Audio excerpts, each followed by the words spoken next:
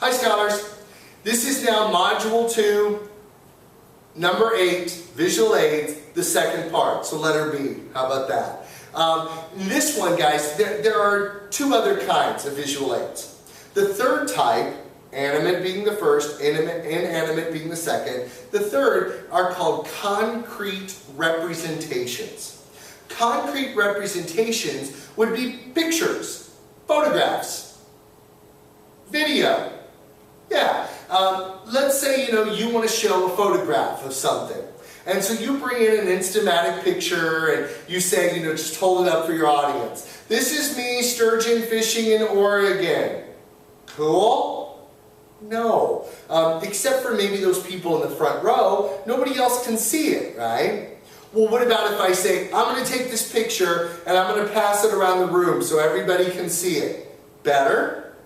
Well, no, not really, right? Why? Because it's going to be distracting.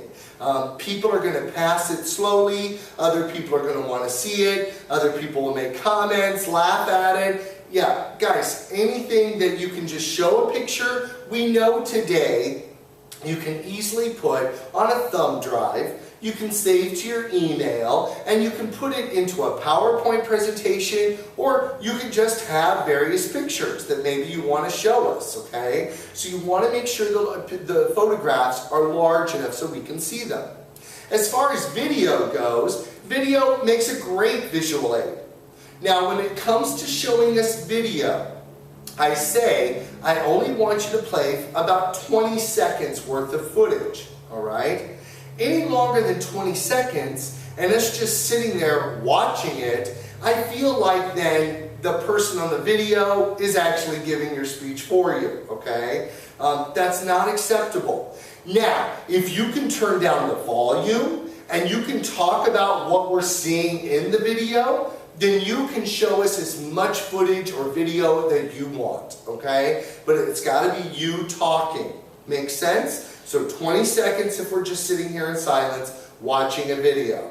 Now, going back to research and hooking this together, guys, your visual aid can also be a source. So you could double dip, right? Let's say you're going to show a video from the Discovery Channel about tornadoes. Well, you can cite it that way. Folks, I want to show you a video clip that I got from the Discovery Channel from May 12th of 2012. That's a source. I'm going to mark it as a source. Plus then, you get to show the video, which counts as your visual aid then. So it's perfectly fine to double dip, okay? Now, of course, I don't count all videos as sources. Movie clips, home videos, it's got to be actual footage from maybe an investigative programming of some sort, okay? But that would totally work. So 20 seconds, that's it. The fourth type of visual aid then is called the abstract representation. Abstract representation. And these are things you can't take a picture of, like the growth of inflation, the Hispanic population of San Antonio as opposed to other cities in comparison. So we would have charts, graphs, maps, drawings. Yeah, maps, charts, graphs, drawings. Maybe you're doing a topic that has to do with the brain. So you find in a good medical journal images of the brain. Well, folks, for very little money, you could make a copy of that. If you find it on the internet, maybe you can export it, put it into a PowerPoint presentation, and we'd be able to see it. Again, I would cite that source because you're getting that picture from the Journal of American Medical Association, fall of 2009, okay? But you could do that. Folks, you may not draw your visual aid onto the board. How come? Well, because you're going to turn your back to the audience, which that's rude. You don't want to do that. Well, what about if I draw it up there ahead of time and then I just leave it up there? No, it's going to distract, right? Instead of people listening to you, they're all going to be looking at the chalkboard then. And the same rules apply for when you're using PowerPoint. Just know that you want the screen to be as blank as possible so it doesn't pull focus away from you. Those kinds of things, when anything is up there, any little writing is going to affect our speech-thought differential, and we'd rather think about that than listen to you. So you want to make sure that you keep our focus on you as the speaker. Make sense? So with abstract representations, you want to make them look clean and nice. I don't care if you want to do it on a PowerPoint, or you may want to go old school and just recreate your visual aids onto a poster board. That's fine. I would prefer that there's some sort of small heading on your slides or on your poster board. Make sure that if you're using statistics, that the important statistics stand out and that you don't put too many numbers or statistics, so that way we don't even know what we're supposed to focus on. Color is a great thing. It infuses, when you infuse color, it excites the audience, it draws us in, so the color is a good thing. And also make sure that it's clean, that you don't put a lot of straight marks on it. You don't want to have misspellings, right? Because that will hurt your credibility as a speaker then. So the next thing I want to show you are some examples of visual aids, some concrete, some more abstract, and then we'll talk about each slide for an example. Let me turn the lights off. Look good, camera person? Yes. Yeah, we can see it? Oh, yes. Okay.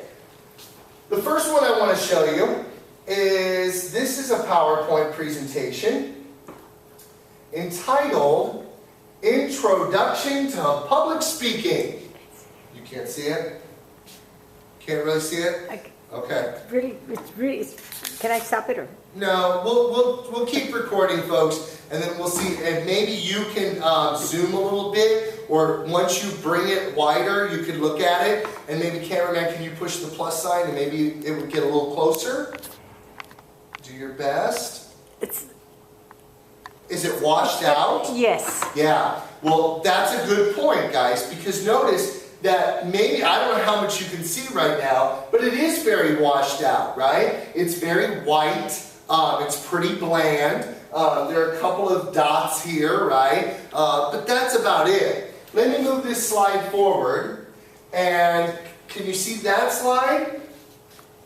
As you can see, It's still washed out. it's a bunch of writing, if you can't see it. It's just a bunch of writing. And guys, I know that maybe some of your professors use this in your classes, use PowerPoint. It was created for business people, right? Because they would go to meeting after meeting. They wouldn't know what they were supposed to write down. It was boring. This would keep their attention. But guys, this doesn't really do much for us, okay? That's boring. I want you to go beyond just a bunch of lists or writing on the PowerPoint.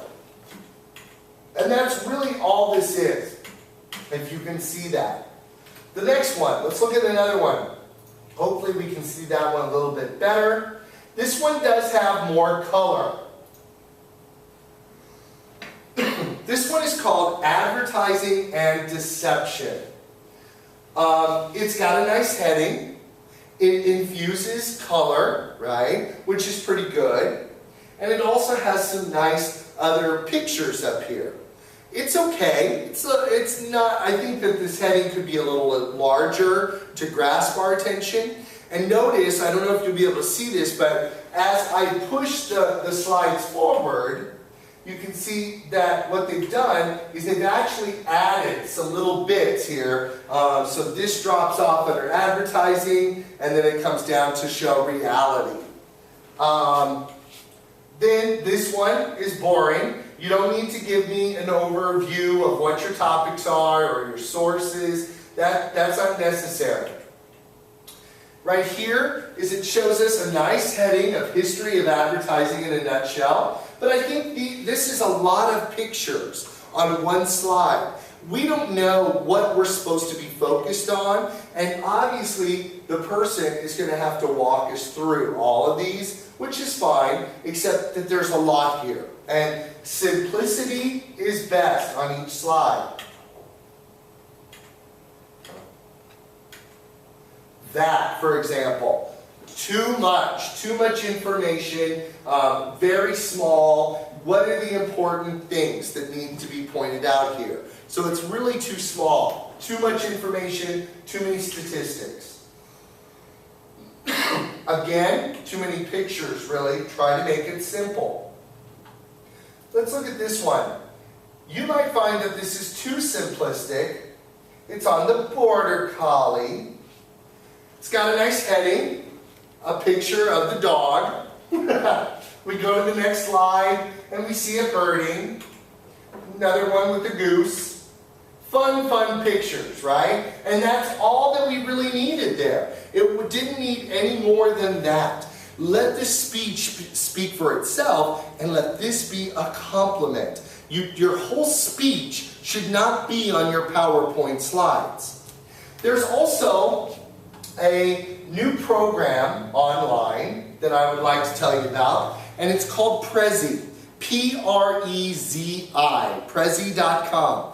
And if you go to that website, it's a fun new kind of PowerPoint that's totally free to you, and you're able to save all of your Prezi presentations online. Let me pull up one that I did. It looks kind of like this, and then we'll full screen it. And then basically, what's fun about this, let's see if we can go forward here, is that this was a speech about stereotypes. And I used different sitcoms throughout the stereotypes, throughout the years, throughout the decades. So in the 1950s, I embedded some video then that comes right out of Leave It to Beaver, right? Beaver? Yes, Mom. Oh, Beaver, so you're home. So it's kind of fun. Yes, You Dad. embed video, pictures. How was the movie? Well, I didn't go to the movie.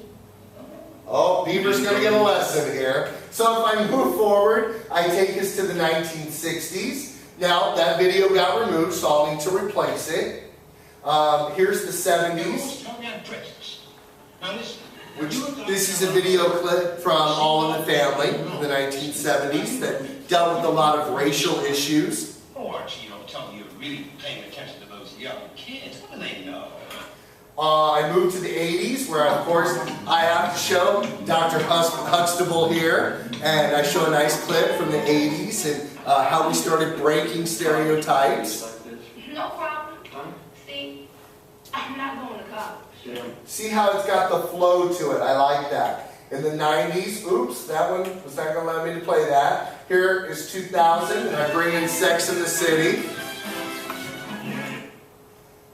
And then finally today, and I bring in a nice video clip from Modern Family, which really plays with stereotypes and breaks stereotypes. One finger, pointing, the sky, cloudy with the chance of the meatballs.